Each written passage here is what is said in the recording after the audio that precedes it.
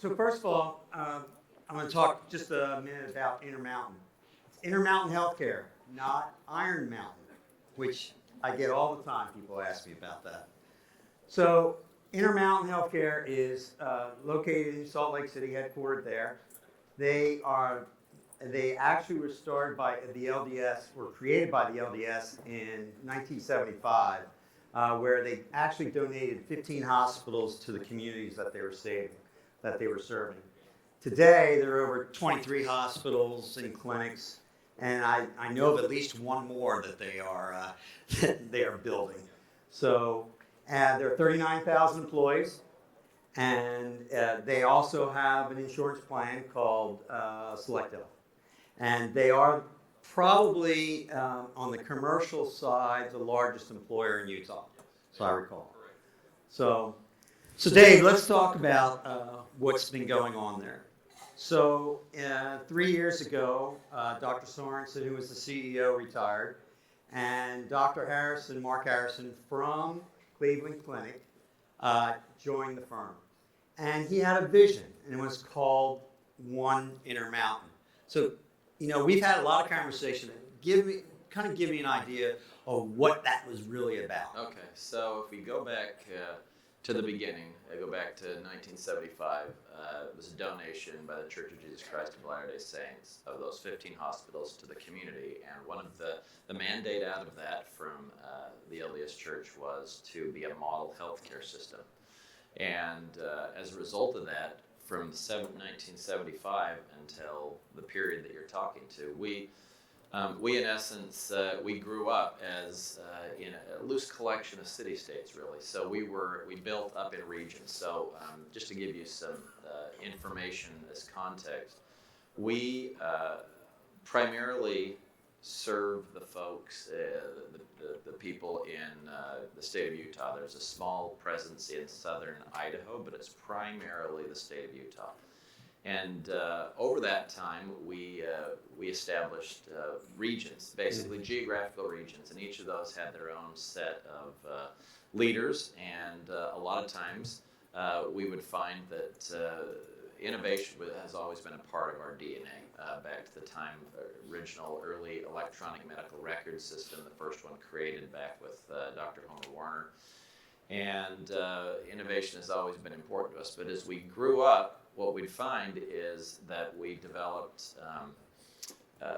solutions to the same problems. And these regions, they would grow up and they had their own set of goals, their own set of initiatives. And they were very strong leaders, strong leadership teams. But what we didn't have, we had a corporate structure, but we didn't have kind of an overarching strategic vision plan, et cetera, that was then communicated and operationalized by these regions.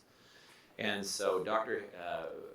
Mark Harrison came in, and one of his first visions was the fact that we needed to figure out how to work more collectively, holistically, as one Intermountain. And so in essence, we started what has become a couple of years, 2.5 year transformational journey. And it spun out of it 42 separate initiatives, of which the IT piece was one of those 42. In essence, what it did is it created a structure such that instead of having geographical regions, we set up a structure where we have what we call specialty-based care, which is in essence all of our hospitals, small, medium, and large size hospitals, and a community-based care, which is in essence our ambulatory clinics, our home care, etc. In addition to a medical group, an employed medical group, and then we have all of our shared support service areas, as well as a research group and a foundation that works on philanthropy, as well as Select Health, which you referenced. So these initiatives have been, it's been an interesting time, isn't it? First off, it's an interesting time for all of you that are in healthcare. It's an interesting time, has been for a while now, to be in healthcare, and it continues to be so. And so in the midst of that, this transformation that we underwent, obviously to use a medical symbology, we felt like the patient was on the table and we ended up deciding to replace all of the major systems all at the same time. So that's interesting because at Intermountain, they do not call their employees. They're all called caregivers. So it has created a culture in that area that is very central to, taking care of your customer base and things like that. Now with all these 42 transformation projects, or even in the several that are in IT, what has that done to the culture? Because I gotta believe it kind of clashes. Yeah. So for 40 years, basically, Intermountain Healthcare is the largest employer in the state of Utah. 30, in excess, almost 40,000 employees. But it was always seen. In fact, I always remember this. My previous life before this, I worked for United Health Group, and I worked there long enough, which was really not quite a decade, but I was a dinosaur, really.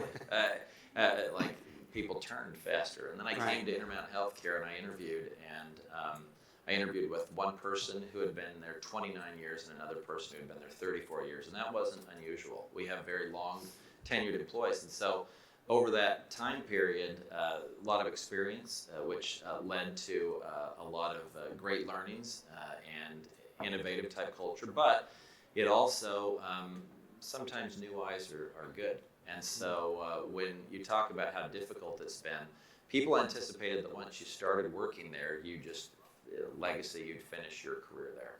And some of these transformations that we have undergone has been challenging for folks, especially those that have seen paradigms shift to where they honestly thought they knew where the world was and didn't just kick their cheese. It kind of like hid the cheese, threw it around, etc. At least that's how they felt. So culturally, it's been very important to have our leaders guide our caregivers through that process. And caregivers is important because a lot of times I'm in the technology group, and so I don't see the inside of operating rooms. I don't work in a clinic, etc. But that connection back to our mission is key.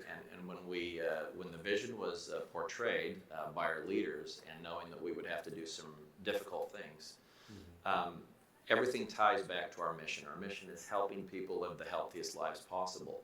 We're a not-for-profit integrated health delivery system, and our goal, honestly, is to do things to keep people out of our hospitals, away from using our services, helping them live the healthiest lives possible. And so, as a result of some of these changes, our caregivers, it's been challenging. We have historically done engagement surveys, and we've done very well in those engagement surveys. Until we started going through this, right? And then the numbers started to dip, and people didn't even realize, whoa, that's even possible? Like, we always just go up. So, but the fact is, change is hard, but change is necessary. And for us to evolve and continue to progress in fulfilling our mission, it's important for us to understand that we're not just in the Rocky Mountains, and there's a global economy out there, and things are changing. It was brought up earlier, whether it's the alliances that you've heard with Amazon, Berkshire Hathaway, J.P. Morgan Chase, or CVS, or Walmart, or others getting into the healthcare space. It's very important for us to continue to transform and innovate. So with that being the case, then, and I hear every now and then when I'm over at the account that, you're talking about going outside of Utah into maybe Nevada or New Mexico or Arizona. And not only that is you have all this competition coming in. At one point, I don't think there was anybody else really in Utah really competition to Intermountain. Is competition forcing some of this transformation? I think my take would be that anything that we do, it always ties back to our mission or our vision, and to provide high quality health care, extraordinary care really for a reasonable cost. And so any evolution that comes geographically outside of our current space would be as a desire to provide that best quality care outside of those. It's really not, we're not driven per se by a need to, we're very much in the population health space as far as doing what we can to help and take care of a population rather than running things purely for that's more revenue, more bottom line, etc. So we're a not-for-profit and focused solely on the mission. So any sort of expansion outside of our current geographical area would be simply as a desire to provide those services to other populations. So now when you get down to some of the tactical things around the transformation, as you know, there's the systems, there's the IT piece of it, but what I see too is they still have to transform a lot of your processes and that type of stuff. So what has been from a change management perspective during these transformations? What is happening there? How is communications working, and those type of things? Yeah, so I talked about 42 different initiatives, one of which is our initiative or various initiatives. I appreciate what was said earlier. I think it was Rick mentioned it earlier that it was the analogy of the tortoise and the hare. And if you looked out over 40 some odd years, we're very much a tortoise as far as moving out to different things. Even some things like any sort of outsourcing to strategic vendors or partners. We've been slower to the game on things like that. But when you talk about what do we have to do process-wise, we're learning how to engage. As part of our transformation, we're working with specific partners, third parties, and we've had to acclimate that we don't control everything. Meaning we have to figure out how to work effectively with them to be able to realize the benefits of where we're trying to go. We also that was an eye-opening experience because for a long time, like many, we thought we could do everything and we could build everything that we wanted to. We didn't need to have anybody's help. We knew it better than anybody else. And the fact of the matter is, it's better for us to use an analogy, to use the Tesla analogy rather than to try and build everything ourselves, thinking that we could be the experts at everything. So we're working. We're in the midst of it. I would say we're still well in the middle of our transformational journey around how we align and take advantage of processes of third parties to really connect with ours and make best use of or realize the value. So when you let's talk about your organization in particular. Karl's also. When these transformations, and I know at least in IT there are at least 3 going on, and so what has that done for your organization, and how are you monitoring some of this and to make sure that from the financial perspective it's going along properly? Okay. So just to give some background from my bio, I started at Intermountain Healthcare almost 11 and a half years ago. And at the time, I was really just supposed to set up a financial group. And that was the goal. And for a group that's gotten much larger, much more complex than it was back then. As the time has gone on, I've picked up other pieces, and so I'm really over a lot of business operational pieces. I do a lot of things. I've seen some of you that I've run into at other conferences. Specifically, we do a lot of running IT like a business or technology business management. So we've introduced that. We've also introducing contract management, some vendor performance management, software license stuff, just kind of table stakes. But I also do project management, and so across the array of all of the pieces that I deal with, a lot of my teams are really excited. I am certainly not a millennial generation guy, but I'm amazed at the capability that some of my younger staff can bring to bear, and how excited they are for change, and they're very comfortable dealing with change, and they want to do different new things all the time. And so a lot of this, when I say how hard has it been, it's been a challenge to get the day job done, as well as continue to progress along everything that we need to do to innovate and evolve. But I would say, by and large, my staff has been very resilient and as excited for the future as any of them. So with these 42, I mean, you and I have had the conversation whether or not Dr. Harrison went too fast or too slow with these. So do you see this as a continuous process going on for the next few years? Do you ever see it ending? What can you see based on that? Yeah, so Intermountain Healthcare has always led different initiatives, and we're always pushing ourselves. I say that only in the context of us pushing ourselves to really do better things. Now, when we realized, I saw a statistic recently where it talked about that almost 20% of the GDP is now healthcare spending. It's an issue. I mean, the vast majority of people out in the United States are having a challenge affording healthcare. And it's an issue, and people are very concerned about it, and understandably so. And so we have to figure out, we collectively in healthcare have to figure out how to do things better, faster, stronger. So when we talk about,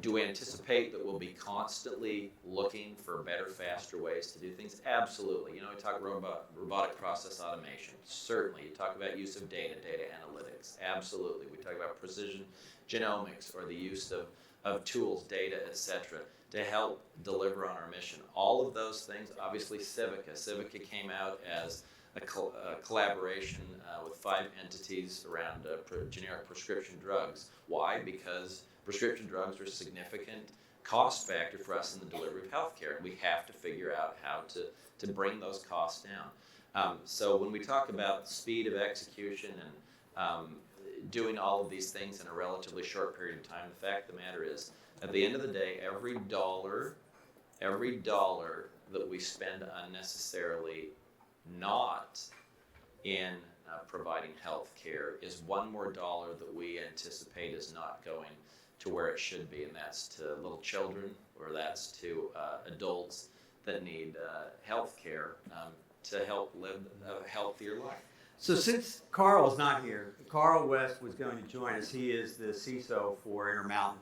So we'll just pick on him for a minute. So you and I sit in steering committees on one of the major transformations going on.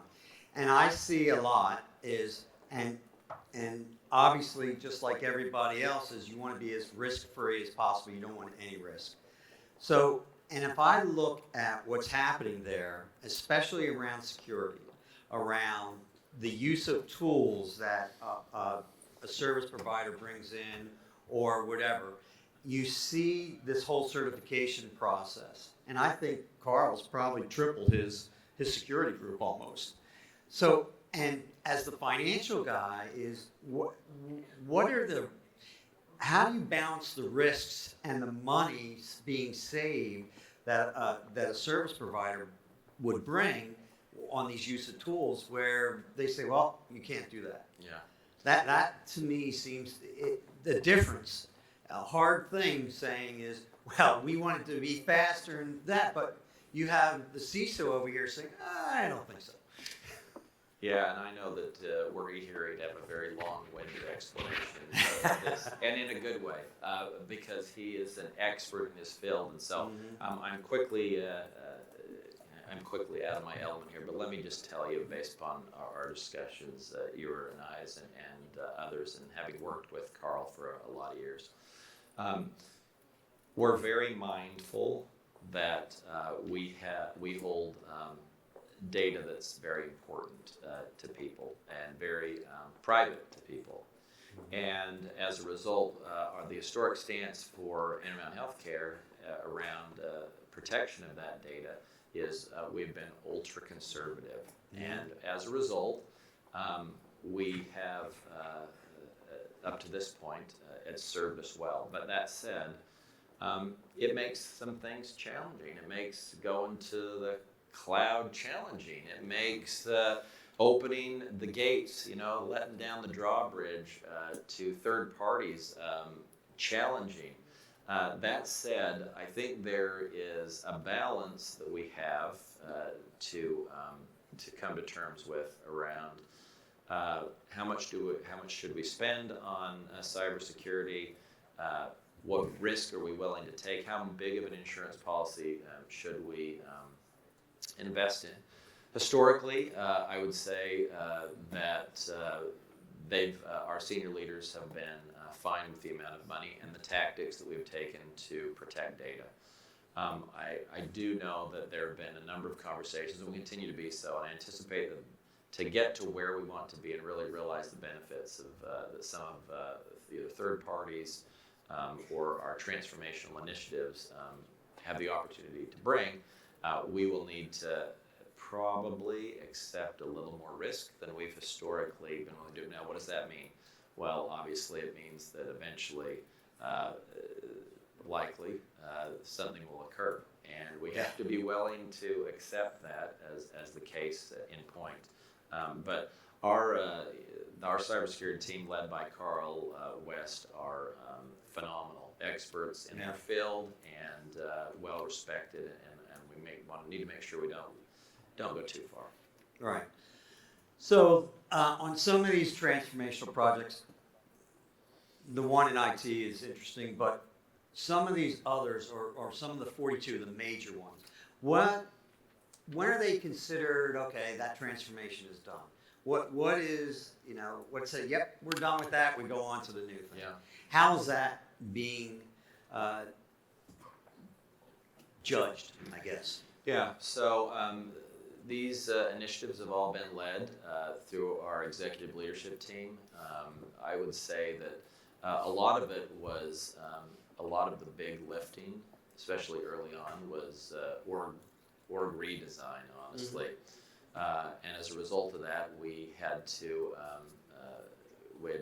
move pieces and parts around such that some of our really, we lost a number of really good leaders over this, just because the organization was set up in such a way that we didn't need a number of regional leadership teams. We needed like a smaller number of folks. So centralized. Yeah, in essence. Now, you talk about how do we know that we're done. I would say we're still probably we've entered this process. We've done the org design work. We're still probably learning how to work inside the new structure, meaning we have groups of leaders that are running those various pillars that I talked about, our hospitals, and then also our clinics and home care, et cetera, select our insurance company, et cetera. But I think that we're probably all learning how to work. Now, I will say that concurrent with all of that org design, we've been a continual improvement shop for a long time, where we've done some things that I think have helped us. But one of the things that I talked about at the beginning is having an overarching strategic plan from senior leadership downward to where we go through and we identify the top strategic initiatives for the year. And then those are passed down, and we do what we call a catch-ball process as we go levels down. So we have tiers of leaders. Our top leadership, our executive leadership team is tier 6. And so it starts out with that executive leadership team, and we're about ready to kick it off for 2020, honestly. And we're still working our way into it. So we've historically had too many great ideas, and we've tried to work on them all at the same time. So, well, speaking of the ELT, as I recall, when I was there before, Intermountain's been a customer of mine over the last 8 or 9 years. But there were 5 people in the ELT. Today, I think we're up to 11 or 12. Yeah. So, are you going into a consensus management in this, or why do you see that happening? Well, what do you think it's happening? again, my perspective and my perspective alone, since I'm not sitting with that group. But I think that the team, the folks that we have on that team, and the growth has gone from really, it was a smaller four or five person group to bigger. Dr. Harrison is fantastic around wanting to make sure he collaborates effectively, and as a result, with his leadership, we're seeing folks that have historically had a voice but not a major voice, helping us to kind of work and navigate in some different perspectives, and I think it's providing some great new ideas, and so I'm supportive of our leadership team. I think that realistically, we have to be ever aware of inside the healthcare industry, whether it's regulations, whether it's new competitors, whether it's any sort of potentially disruptible occurrence, to really continue to do exactly what we do and provide that care to the communities that we serve. So with all the transformations going on, how has that affected the brand name? So as Joe mentioned, we are the largest employer in the state of Utah, and so we don't have to do a lot before we hit the media in some form or fashion. And so as a result of these changes where we were really moving things around in a big way, and that again, I've been there 11 years out of 40 plus years that the company's been around, so I know for a fact there was large transformations that occurred in the past, but scope and scale, this has been the biggest one that I've ever seen here. And I think it was challenging. I mean, I talked a little bit about challenges around engagement, and we would see and hear proverbial letters to the editor on various social media sites. And at the end of the day, as I've thought through that, I think what I would say is we have grown up over 40 plus years, a group of individuals, 39,000 caregivers that are passionate, loyal to a fault, and want to do anything and everything they can to help deliver that care to the people that we serve. And when things started moving and they saw, wait a minute, you're changing stuff, it's not broken, things are good. Mm-hmm. We disrupted ourselves. We chose to disrupt ourselves, knowing that at some point, if we don't, someone else will disrupt us. Mm-hmm. And so the decision was made to move in this direction, and it was hard. It was really hard. Still is hard. We're still, someone talked briefly, I think it was this last group, that talked about how difficult it is once you break, trust or loyalty. And I would say that there were folks that ended up choosing to separate simply for the fact that that fracture of trust, and something that they never thought would happen. The fact of the matter is, we're on a trajectory that we should be on. We're doing the things we're supposed to be doing, and these changes were absolutely necessary, though hard, necessary, and we're going to come out of this at the end, and I'm confident, I'm bullish about the future. So, you've been on the transformation run for about 2 years now. So so from a finance perspective, is the company starting to see some benefits from a cost perspective or from savings or anything like that? Yeah. So we have a few initiatives undergoing just inside the technology group at Intermountain Healthcare, all at the same time. One or two. Yeah, I think there's like 4 or 5 big initiatives: strategic providers, internal disruption. Not the least of which is we brought 2 technology groups together, kind of in the middle of this. So brought things back. They were together, and then they broke up, and they're back together. Yeah, now they're back. Yeah, so we're doing that. And so experiments. Yes, but I'll tell you, one of the things, and I'll get back to the question. But our leadership team is, failure was never thought of as something that was okay, honestly, before this last few years. And now they're given license to, like, we need to try, we need to be willing to get out. And I appreciated the comments earlier around the fact that you have to fail. That's the only way that we learn, is by failing.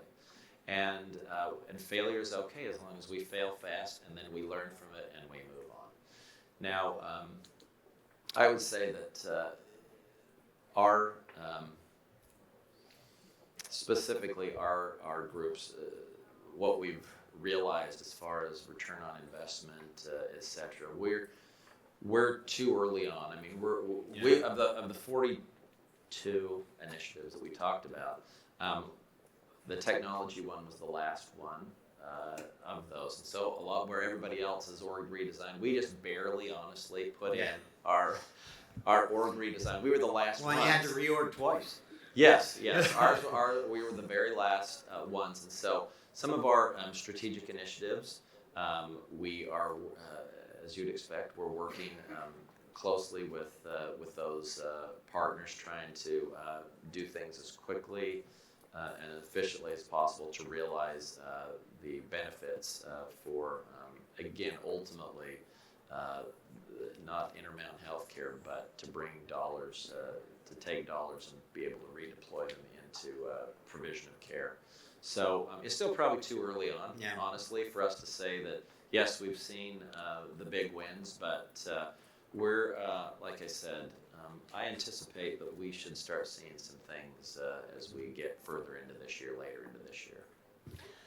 So finally, I'm going to ask you, and then I'll let these guys go to lunch. Yeah. Is what would you advise or give advice to the supplier community when looking at transformation, especially in the healthcare? Now, I know what Karl would say is there's going to be no risk for him. But what would you tell them based on, like you said, we have 3 or 4 going on right now that you've seen are basically lessons learned for the supplier community to recognize and look at. Yeah, so over my career, I've worked with a number of different vendor partners. And